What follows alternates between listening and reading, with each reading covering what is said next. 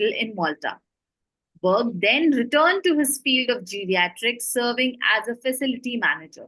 This role, though fulfilling, reignited his passion for hands on patient care, prompting him to take on the role of manager at Zamet Clap Hospital Residential Home for 4 years. In 2015, he was appointed senior nursing manager for a group of companies specializing in long term care. In addition, he currently serves as a non executive director at Care Malta Limited and HILA Limited. His academic contributions include being a visiting lecturer at University of Malta, where he teaches at the Faculty of Health Sciences, the Faculty of Social Being, and the Center for Labor Studies, focusing on ethical consideration. His professional interests are deeply rooted in ethics, particularly moral reasoning in healthcare. Berg's commitment to understanding the moral complexities in healthcare led him to pursue a master's degree in bioethics and medical ethics. He also holds a postgraduate qualification in patient safety and clinical risk management from the University of Malta. Currently, he's working towards a doctorate of business administration from UCAM, where his research focuses on management's moral reasoning and ethical consideration in long term care facilities in Maltese Islands. Additionally, Berg also holds the esteemed rank of Chevalier in the Military and Hospital Order of St. Lawrence of Jerusalem. It is an honor to have you with us here, Noel, and I am delighted to have you on board for this particular session. And I am very sure that our audience will gain a lot of insight into the healthcare sector and as well as the importance of ethics in every sector in general. Over to you, Noel. Thank you, Dr. Priya. I'm very humbled to hear that introduction, which was, I didn't thought we were going to take it to that extent. However, I'm very pleased to contribute as well today, particularly because we're merging business administration and ethics. We have 45 minutes together. Then we have the Q&A following the session.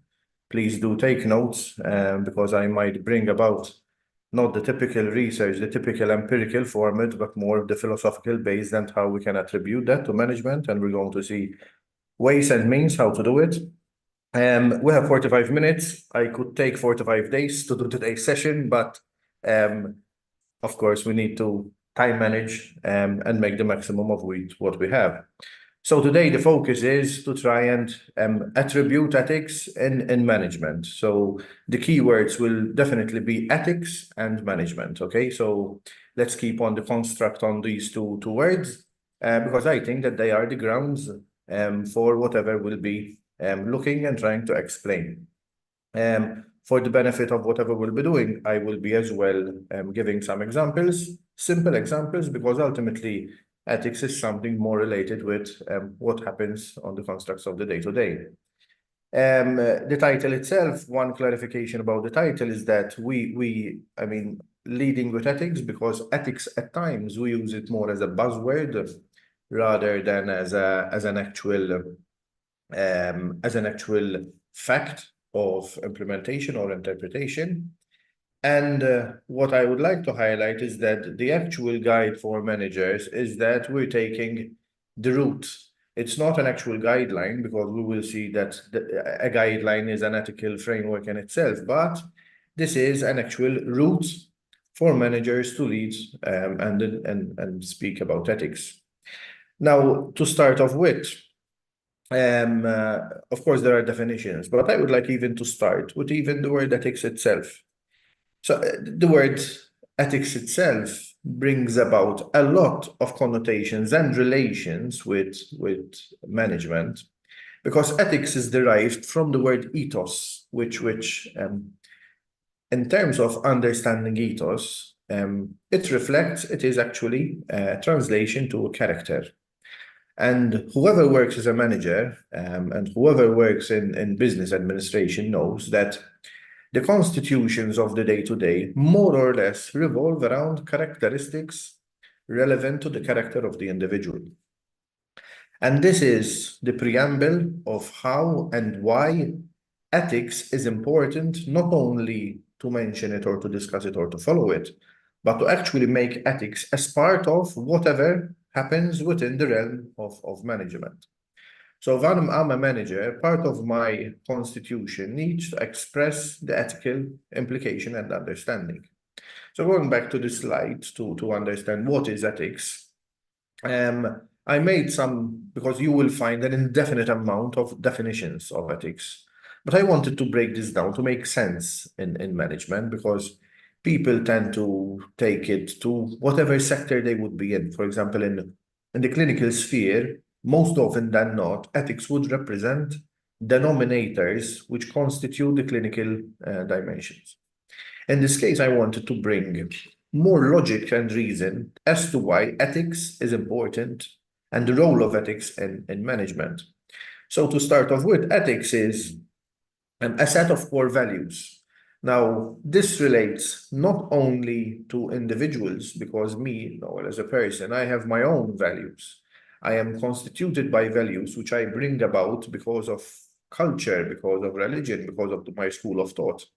But also it is not limited to organizational values. And this is extremely important because managers know, people coming from organizations know and understand that any organization is built in terms of vision, strategy, and philosophy on actual values then the company would withhold to express. And in terms of such values, these are brought down to make decisions and effectively to lead to that action. Ethics is the study of, let's put the words right, good and right, okay? And how people make their decisions. So managers, whoever is contributing into there, whoever is participating and whoever comes from management knows that management, most often than not, particularly from the middle level downwards, it's about taking decisions, whether they're day-to-day, whether they're strategic, whatever it is, decision-making is part of the constitution of the role of the manager. So we can see immediately the great importance of ethics in management. It's a number of principles, because we will see as well that values rely on theories and on principles. And of course, as we highlighted, decisions are related with behavior, because as we said, ethics is the ethos character in relation to the expression of behavior. And of course, the choices that reflect personal or organizational values. Now, how we can start to interpret and moving away, not only from describing, because it's one thing describing, it's another thing understanding ethics. To understand ethics, first and foremost, one needs to go to the roots. Now, what are the roots? It's very, I mean, one can be either very simplistic or else we can be a reductionist in terms of how we express it. But ethics, most often than not, it is the philosophical and theoretical discipline. Philosophical because there are a lot of philosophical arguments, philosophical areas that ethics deliberates about. And don't worry, managers don't need to be philosophers. Managers need to have an ethical comprehension. And of course, it's a theoretical discipline because there are constructs of theory which build on the way people express their moral reasoning or ethical expression. Going back in time, you have to see as well what brought about ethics. I mean, all of a sudden, you know, the world popped in and we started discussing ethics. No, it was because of Socrates and Plato started arguing on the basis of reason. And effectively, they try to make what is known as the self-conscious attempt in answering ethics via reason and argument. So let's even go back at the time. And let's take the manager's role in today's time.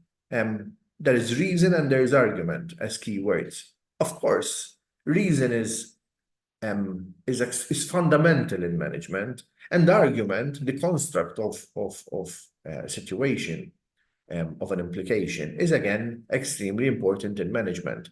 So immediately we can see that even the very foundation of ethics relates very much to management. And then we have some basic questions that I, as a manager, would truly appreciate to have in my formamentis in the way I think on the subject. Let's start off with, I mean, if we're managers or if we're dealing with people, whoever deals with people in reality, did you ever stop and say, what kind of life is best for the individual? What kind of life is best for me as a manager to make sure that my decision-making capacity is not affected and I make the right decision-making? Because as we've seen before, part of that, part of the definition is actually to make the good and the right decision and how one ought to behave in regard to other individuals and society as a manager. Now, if you're dealing with people, if you're dealing with organizations, if you're dealing with society, how I am to behave to make sure that I make the right decision.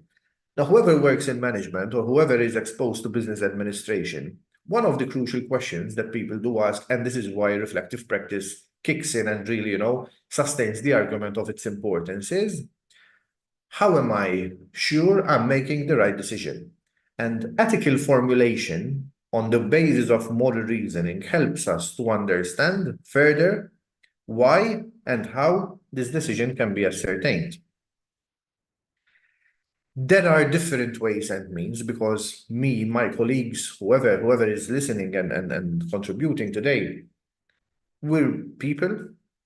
We are people that express our identity, the status of who we are as people, as persons, and of course our personhood, because we bring a baggage with us.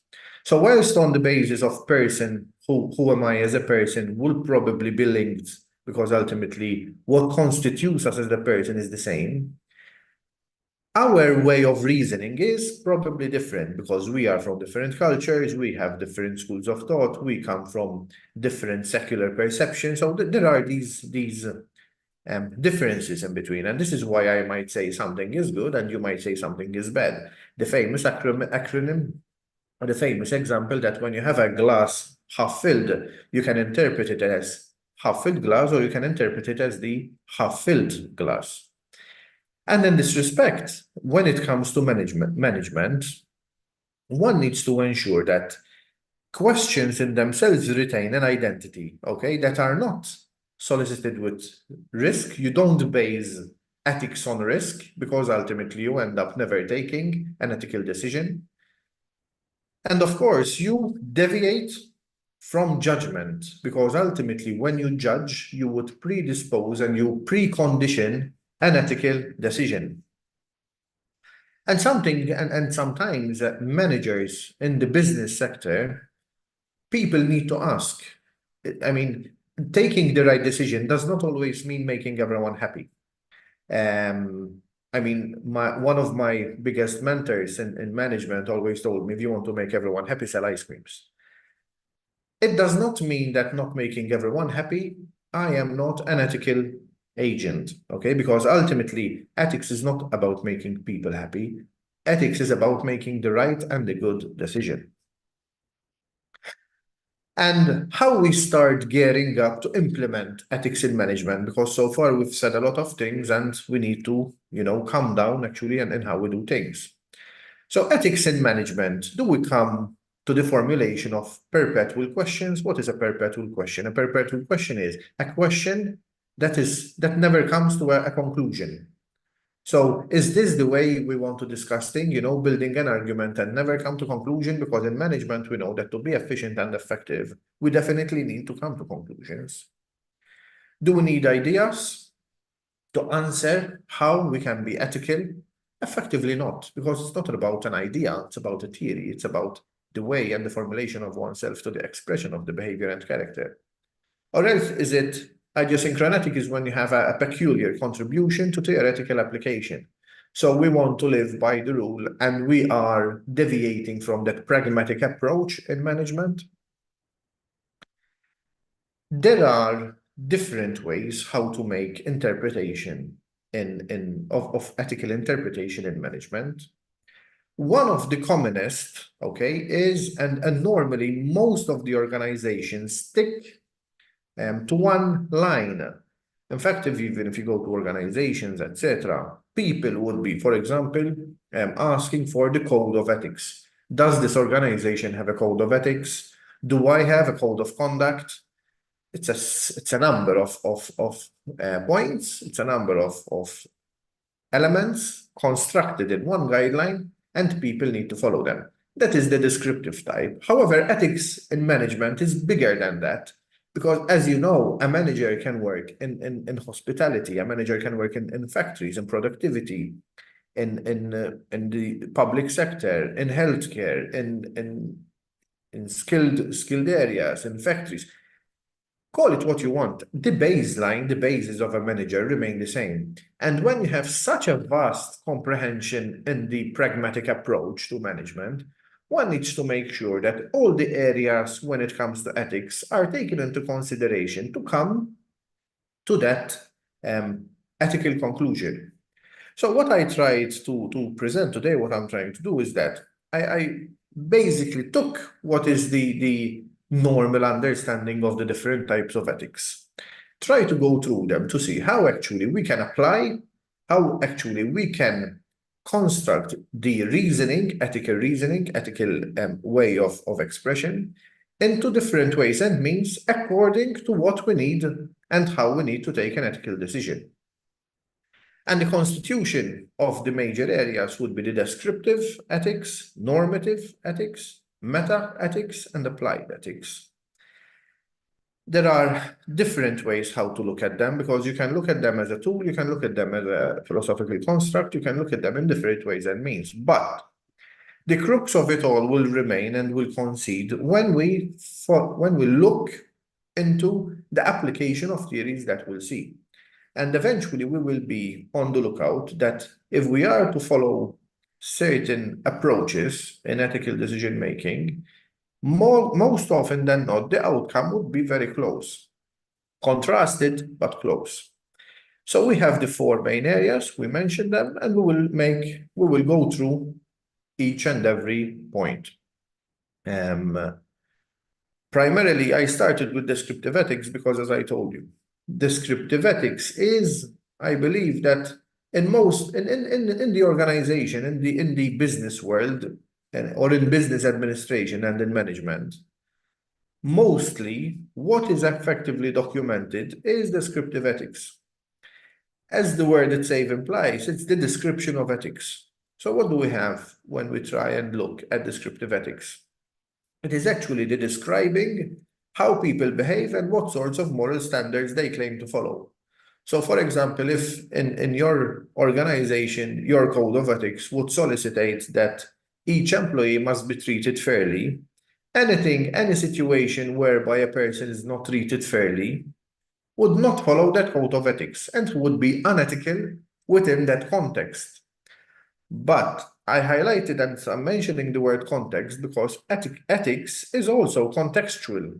Why? Because if you're supposed to give a meal to every employee, and you know that there is an employee which might have a very challenging background and a very challenging social conditions, and instead of a meal, you give him 2 meals, would that be unethical and unfair towards the other employees? Because we took the context and we applied it to the needs of that individual.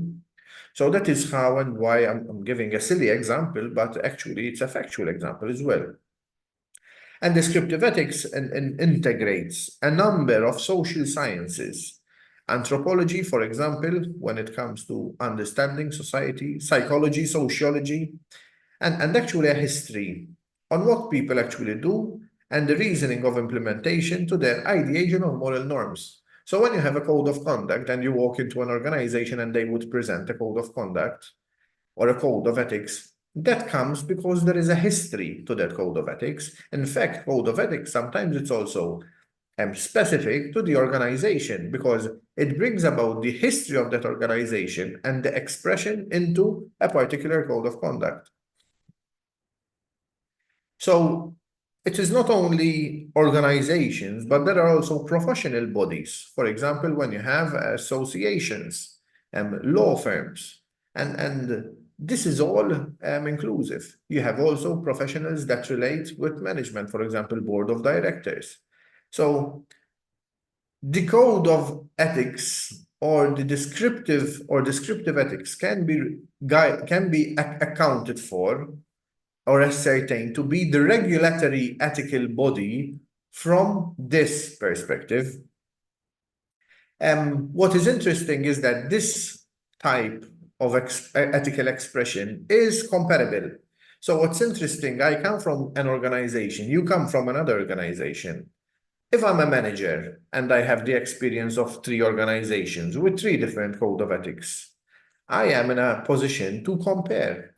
However, what is unfortunate in such situations is that descriptive ethics is bounded to the specificity of the organization. So if I work in company A and you work in company B, despite I might be aware of company B code of ethics, my obligation, my ethical obligation towards my company is towards my code of conduct. And actually one can see the evolvement as well, because descriptive ethics is not static. It can develop. People, I mean, most of us come maybe from different organizations. For those who have, you know, a long tenure in an organization, one can also see the development of that code of conduct. Today it's a code of conduct. The following day we learn something, we proceed with something, and we include something in the code of conduct. And as well, what is interesting from a descriptive ethics point of view, because we as well can relate with it, we come from different cultures. Different cultures tend to account descriptive ethics from their own perspectives, because the learning curves of different organizations relates as well in terms of geography, because ultimately it's one thing I live in the middle of the Mediterranean, it's another thing living in South America, North America, and in other continents. And this in turn compares or leads to the comparison of also the constitution of descriptive ethics from one society to another. So we follow one style, other people follow another style. I can give a personal example. For example, as a manager, okay, the fact that I come from the Mediterranean, which is considered to be conservative, might have more control over, for example, Scandinavian countries, or countries which come from the northern part of Europe, which are more secular rather than conservative. And this is where descriptive ethics comes in between. So what's important? Descriptive ethics is not interdependent of philosophy, so it builds up on the history of organizations, but its construct is based on principles.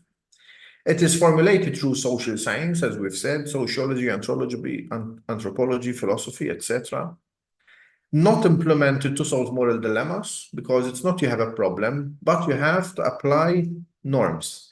You should be aware or avoid conflict of interest. If you have conflict of interest, you're unethical. So basically, you have the guideline, you have the rule, you have to follow it, otherwise you're unethical. There's no argument in it. Provides insight to moral philosophy through the acquisition of guidance and knowledge. As we stated, knowledge and the learning curves throughout a period of time, whether it's a lifetime or the organizational history, it's limited to that. Applied practical ethics. We move towards a very interesting area, a very interesting ethical area. Why is it interesting? I mean, something which effectively is crucial in ethics is the way you actually apply ethics. So it's not always how, why, where, and what you see things, but how I can apply ethics in the way I want to. So basically, applied ethics is how normative theories can be applied to practice. So there is a theory we know might be very fluid in terms of its application, but how do I get that theory and effectively make it practical? Can I get an ethical theory and apply it to my management style? For example, let's say if I am an autocratic leader.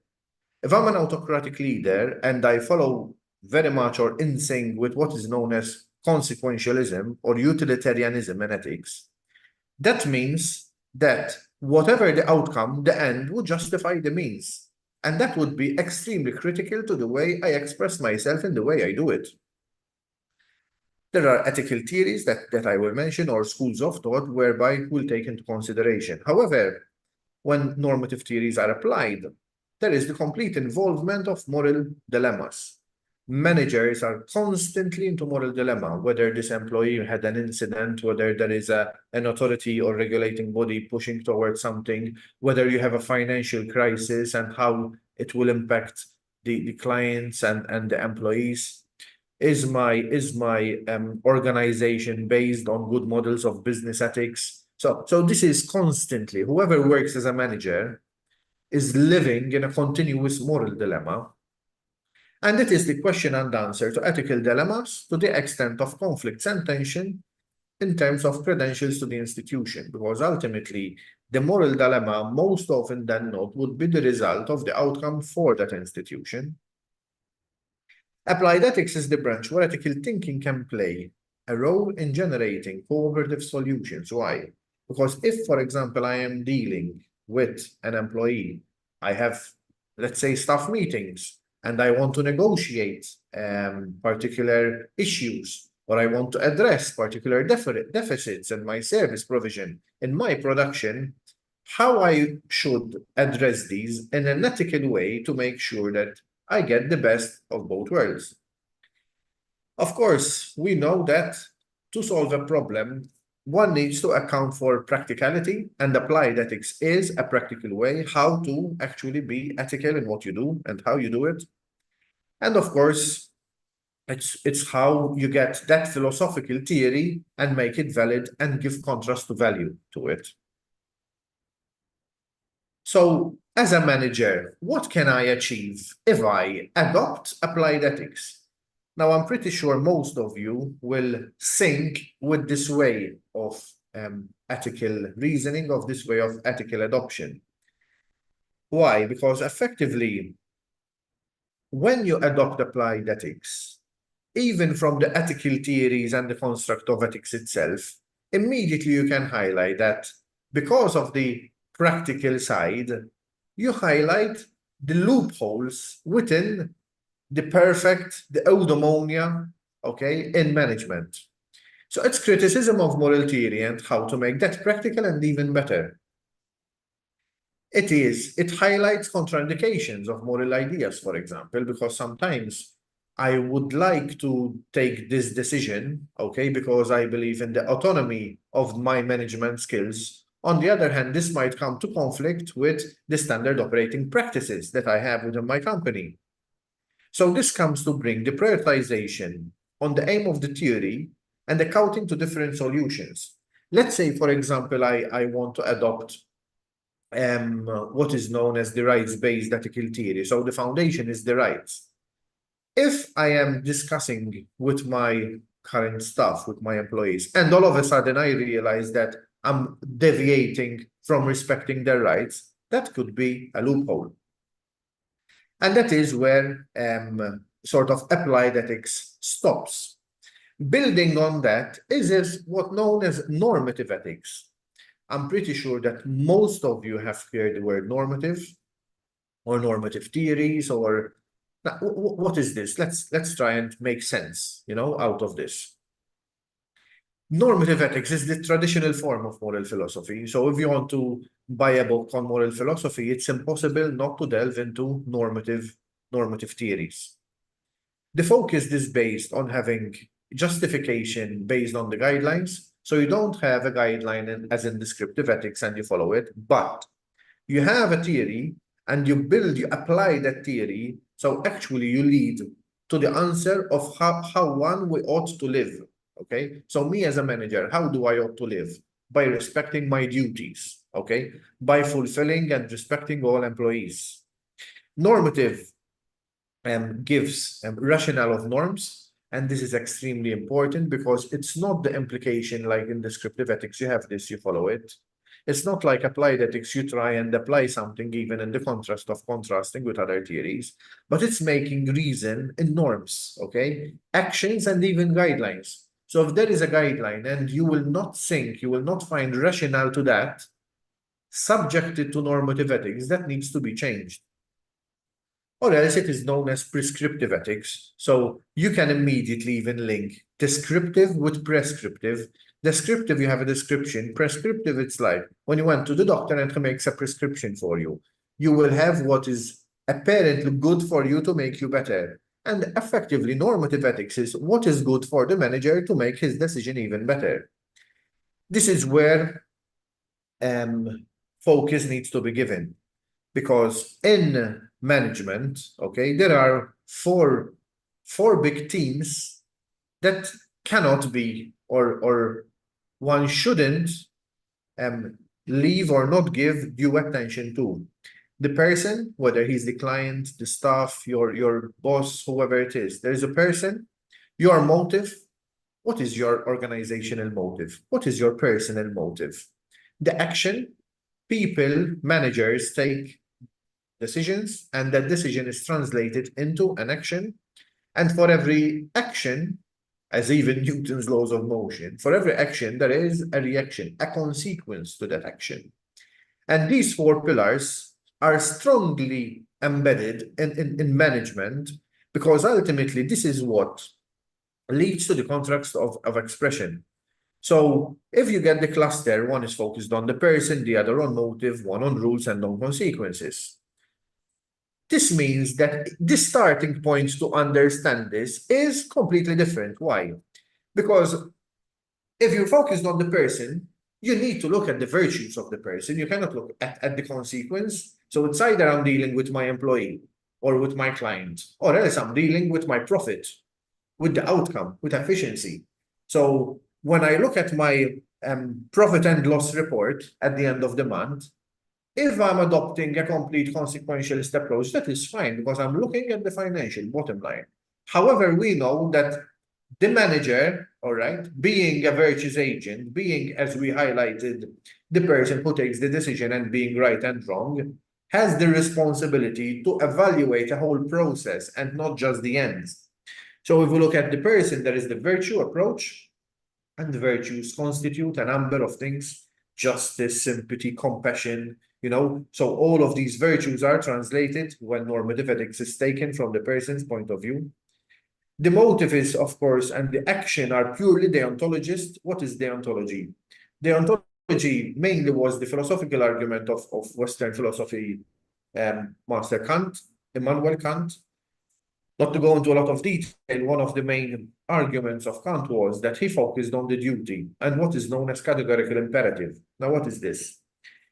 In other words, to simplify, it is when, and this is good to contrast with consequentialism, consequences, when the means do not justify the ends. So, for example, if I am taking a very hard decision, but I know it will have a positive impact on the person and on the outcome, that is a deontological, because my duty is to safeguard the whole process. The consequence is only focused on the consequence. So you have the concept of utility brought about by Bentham and Mill mainly, whereby, to the contrary, it is when the ends justify the means. So whatever you do, bottom line. In management and in business administration, this is something that people need to balance out. If you don't balance consequentialism, that is when you start taking, for example, these, let me give an example of consequentialist approach. A company is in a crisis, they start affecting cost-cutting measures. Sometimes cost-cutting measures, the outcome would only be the focus for that particular attribute. So basically, then the questions that revolve around the roles, the rules, the goals. Again, one has to focus on whether we're looking at the agent or the action, because unless you focus on the person, you will shift away from that agent-centered approach to the action-centered approach. One last style, let's say so, of ethics, because time is moving on, and it is meta-ethics. So basically, meta-ethics is when you question the status and you actually question the meaning and the origin of how one would describe ethics. So it's not given direction and following it, but when you question why is that going to be addressed. It also questions meta-ethics. Why am I taking the right decision and the employee is interpreting it as the wrong decision? So it's not about perceptions, but it's also because my comprehension of good in my school of thought is different from the comprehension of the employee's understanding or my employer to that extent. So if one takes into account a moral dilemma and puts into context, meta-ethics is where we should focus. And of course, I made this particular slide because this is the run-through of how meta-ethics works, more or less. So it's not fluid, but it's let's say, a slide of where we want to go. So meta-ethics, it focused on the objectivity and subjectivity of moral judgment. It's not this should be ethical, this should not be ethical, but it's focused on the objectivity when you are at macro, subjectivity at micro. Origins of morality in the context of invention and discovery, because part of, or a very important aspect in management nowadays is creativity. So by creativity, by that acquisition of new knowledge, even the studies we're carrying out, and that is acquisition of new knowledge, within that context, one can involve, okay, the development to focus on origins of morality and how they can develop. So effectively putting moral facts on paper. The true meaning of moral judgment. So if I say ethically this is not correct, one has to prove and understand why it is not correct.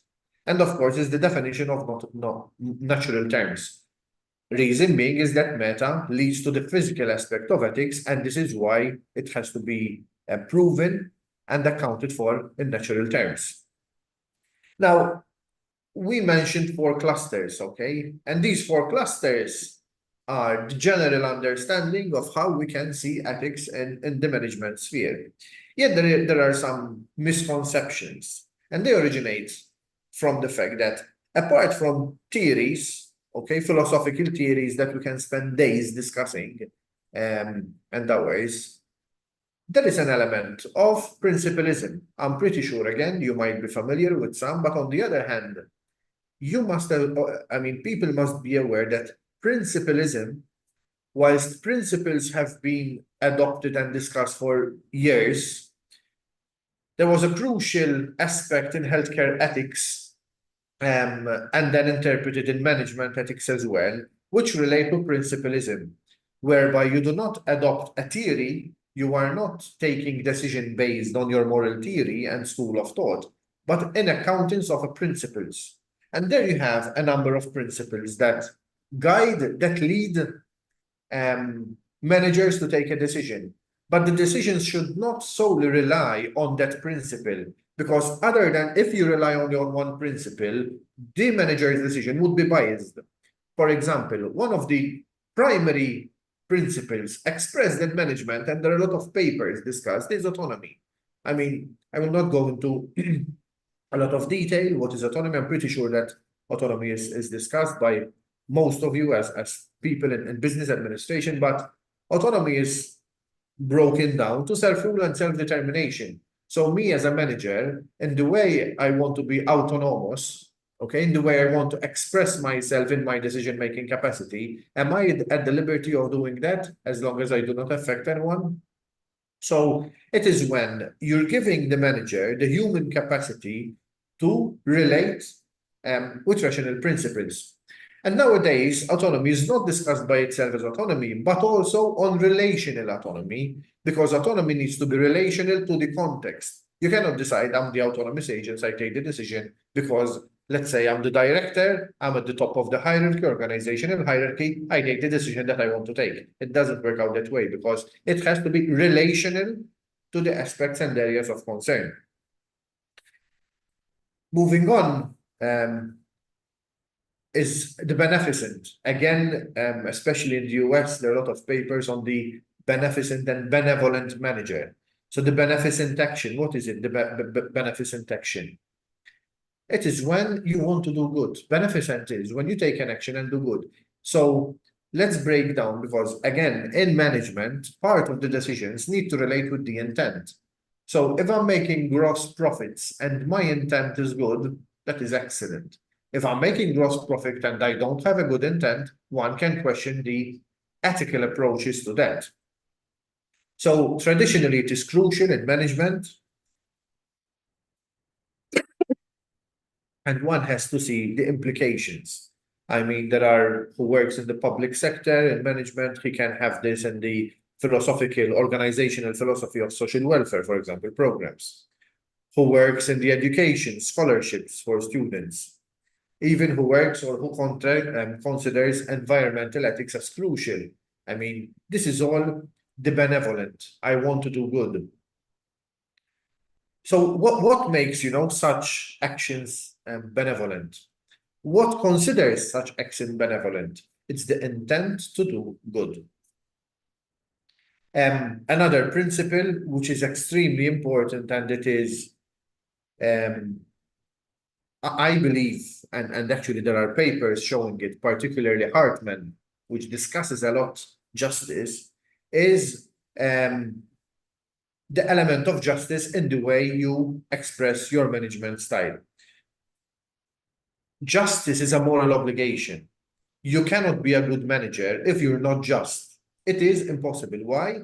Because it relates with elements of fairness, equity, equality, entitlement. So if I'm dealing with my employees, even if I'm dealing with my superiors, with my state shareholders, fellow board members, whatever, justice, and to try and keep a balance in terms of, because distributive justice and other ways and forms of justice, it is extremely important to ascertain such, because it leads to distribution of resources in a fair way.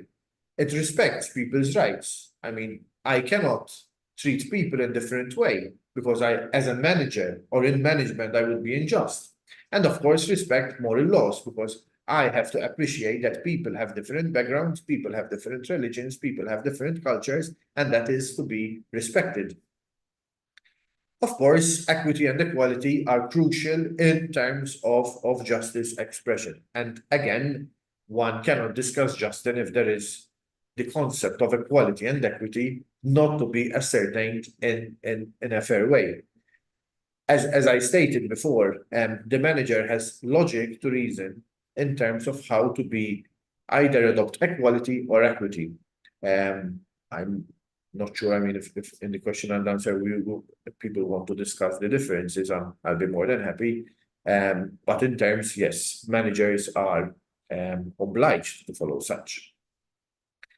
Last but not least, and this relates to the benevolent manager, is non-maleficence. So what is non-maleficence? It's very simple. So there's not much one can say about non-maleficence, but people who work in management, as we said before, have their intent. Even without intent, because benevolence is based on intent. In this case, whether there is intent or not intent, I am obliged as a manager not to do harm. So even if my superiors would ask me, listen, I want this productivity and it would be impossible to do it, but you want to execute it, your ethical responsibility is to do no harm. So you have to mitigate what you get and whatever you give. The balance in between constitutes whether you're maleficent or non-maleficent. So after going through that, after listening to that, one can truly appreciate how things can get complicated if we are to be moral agents or if we are to be ethical in whatever we do. Now, what is a very important consideration? Managers live day to day.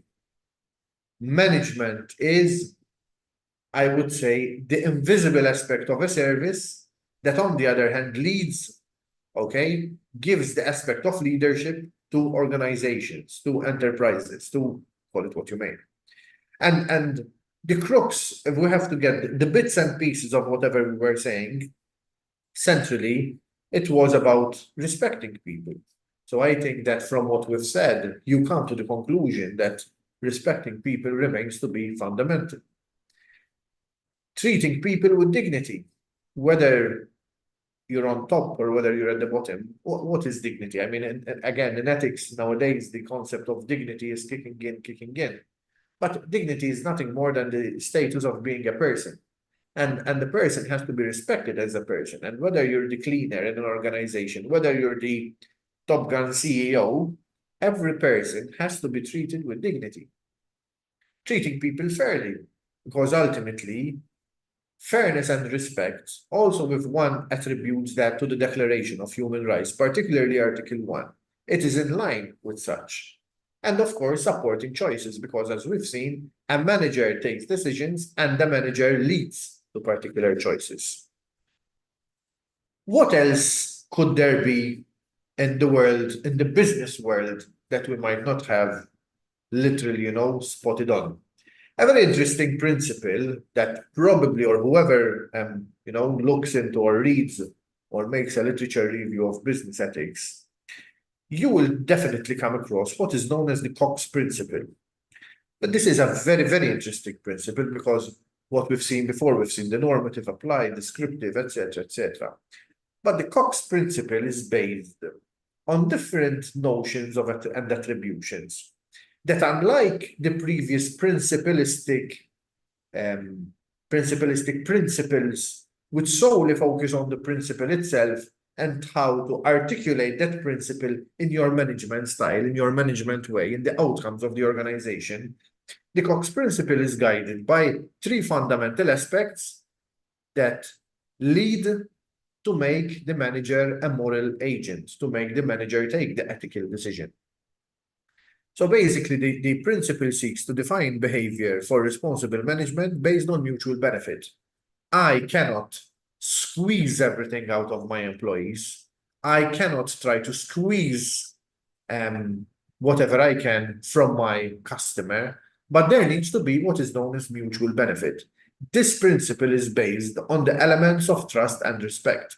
And probably if you go to your descriptive ethics and your code of ethics, respect and trust are crucial pillars in sustaining that.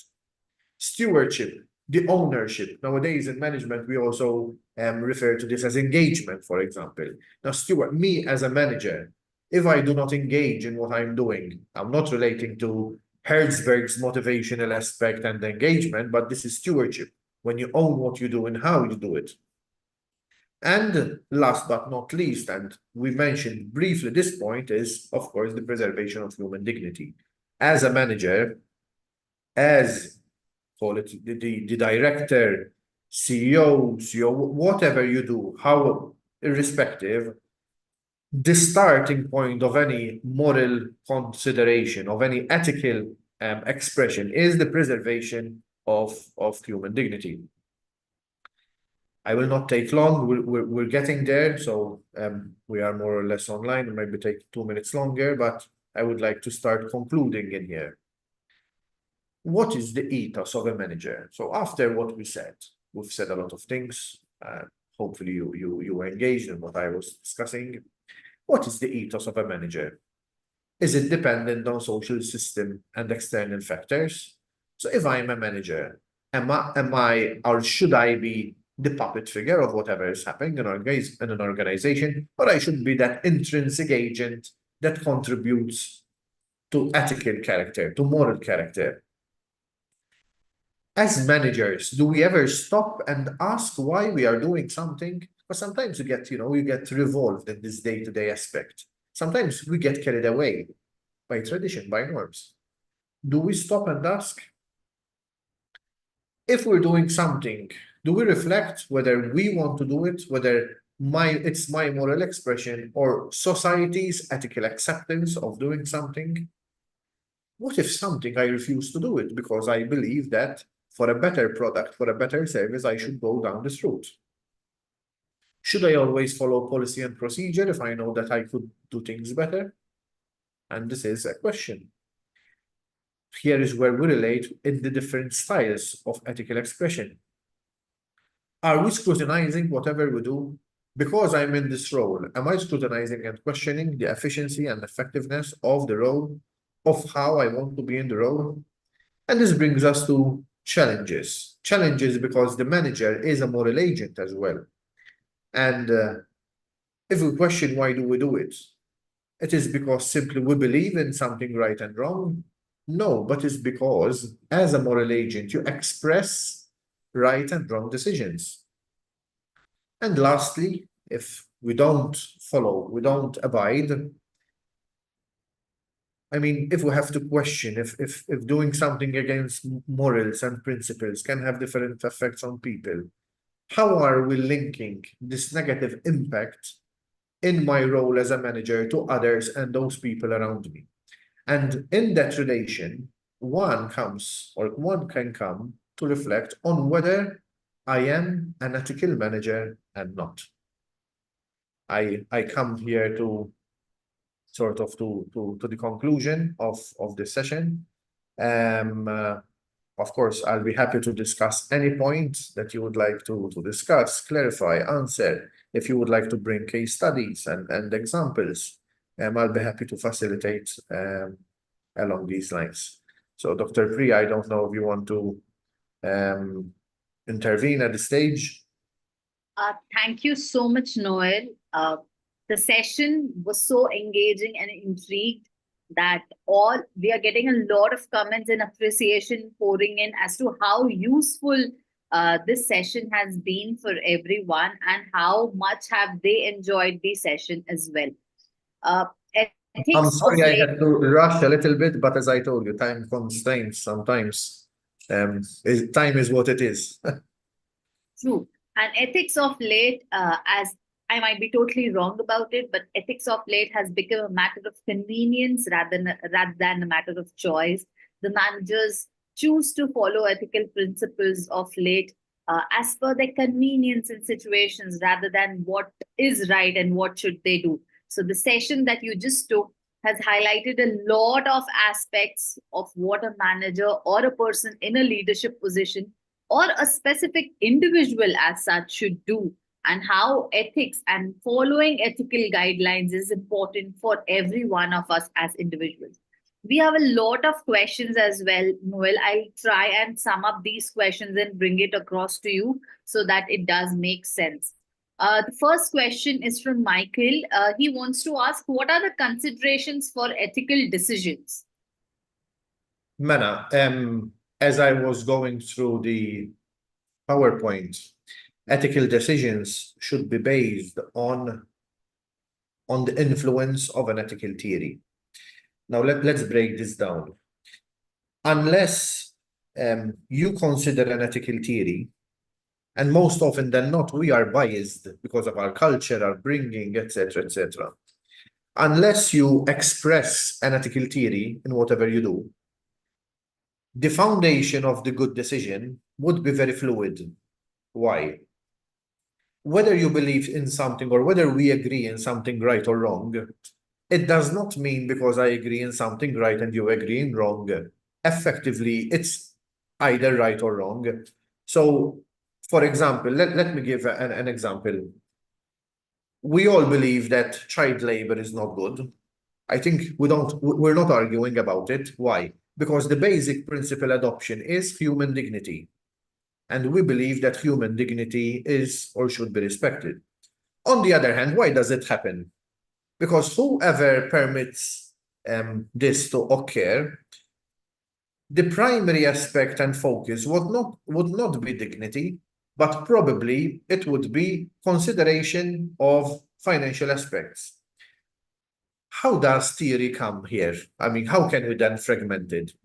If I am what is known as a virtue ethics, or I follow virtue ethics, and in management, it's crucial that managers are virtues agents. I have compassion for the individual, I have sympathy, I'm empathic to a situation, and that automatically brings me to deviate and to respect human dignity. On the other hand, if I'm a consequentialist,